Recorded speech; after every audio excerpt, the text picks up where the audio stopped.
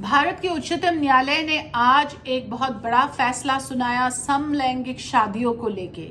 समलैंगिक शादियों को कानूनी मान्यता देने से सुप्रीम कोर्ट ने इनकार कर दिया है।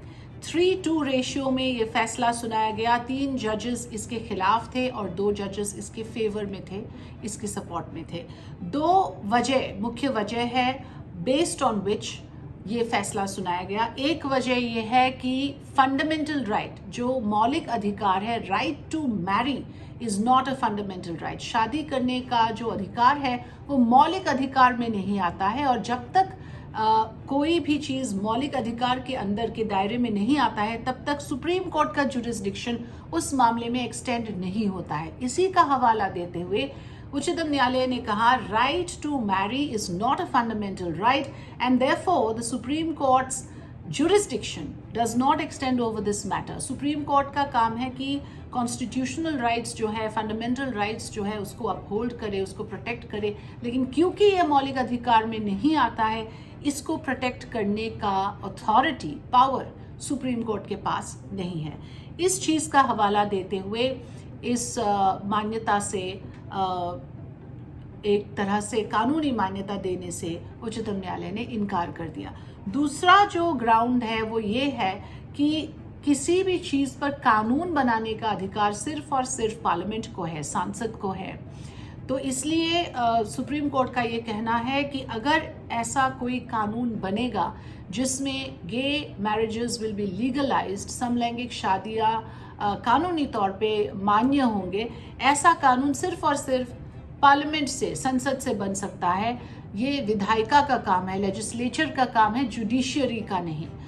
जुडिशियरी का काम सिर्फ लॉ को इंटरप्रेट करने का है। इसलिए स्पेशल मैरिजेस एक्ट को बहुत ही डिटेल में डिस्कस किया गया, ये देखने के लिए कि क्या गे मैरिजेस को स्पेशल मैरिजेस एक्ट के अंदर एकोमोडेट किया जा सकता है, लेकिन उस पर भी जजों की सहमति नहीं बन पाई। 2 ऐसे जज थे जिनको लगा कि इसके अंदर गे मैरिजेस को मान्यता दी जा सकती है, लेकिन बाकी 3 जो जजेस थे वो इससे सहमत नहीं थे। केंद्र सरकार को और राज्य सरकारों को ये निर्देश दिया गया कि एक कमेटी की गठन की जाए, जो कमेटी गे कपल्स को प्रोटेक्ट करेंगे, उनकी राइट्स, लिबर्टीज, डिग्निटी को सुनिश्चित करेंगे और ये इंश्योर करेंगे, ये सुनिश्चित करेंगे कि समाज में वो एक डिग्निफाइड लाइफ लीड कर सके, सम्मान के साथ जी सके। उनके लिए बाकी जो उनके राइट्स है, बाकी जो नागरिकों की तरह उनके बाकी राइट्स एंड लिबर्टीज़ बराबर के होंगे और उस पर कोई आँच ना आए, उस पर कोई अन्याय ना हो, इसके लिए एक कमेटी गठन की जो निर्देश है वो सुप्रीम कोर्ट ने केंद्र सरकार को और राज्य सरकारों को दिया है। और एक इम्पॉर्टेंट पॉइंट इस पूरे फैसले में ये सुनाया गया कि जो एडॉप्शन राइट्स है, जो बच्चा गोद लेने का जो ऑप्शन है, वो गे कपल्स को नहीं दिया गया है। उस पर भी जजेस का फैसला एक्चुअली वाज डिवाइडेड। 3 जजेस ऐसे थे जिनको ये मंजूर नहीं था कि गे कपल्स को बच्चा गोद लेने का अधिकार मिले। 2 जजेस इसमें सहमत थे, लेकिन साथ ही ये ज़रूर कहा गया कि जो कारा के गाइडलाइंस है, जो चाइल्ड अडॉप्शन रेगुलेशन अथॉरिटी के जो गाइडलाइंस है, उसमें बदलाव की ज़रूरत है ताकि गे कपल्स, समलैंगिक समुदाय, समलैंगिक दंपतियां भी एडॉप्शन के लिए अप्लाई कर सके और उस प्रोसेस में आ सके।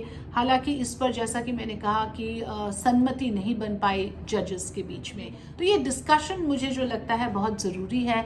और ये भी कहा गया कि समाज में ये अवेयरनेस फैलाना ज़रूरी है कि गे होना, होमोसेक्सुअल होना कोई बीमारी नहीं है। It is not an aberration, it's a natural phenomena. तो इस तरह का जो डिस्कशन है, इस तरह का जो एक डिस्कोर्स, पब्लिक डिस्कोर्स में इस पूरे मामले को चर्चा करना, मुझे लगता है एक बहुत ही प्रोग्रेसिव आइडिया है। और साथ ही मैं ये भी कहूँगी कि इसी तरह के कदम अगर हम लेते रहे, जैसे कि पहले गे सेक्स वाज क्रिमिनलाइज्ड, उसको डीक्रिमिनलाइज किया गया, और उसी तरह से जैसे जैसे पीढ़ियाँ आगे बढ़ती जाएंगी और जैसे जैसे बदलाव होगा, सोच में भी बदलाव होगा, तो हो सकता है ऐसा दिन आए जब हम देख सकेंगे कि समलैंगिक शादियों को भी कानूनी मान्यता इस देश में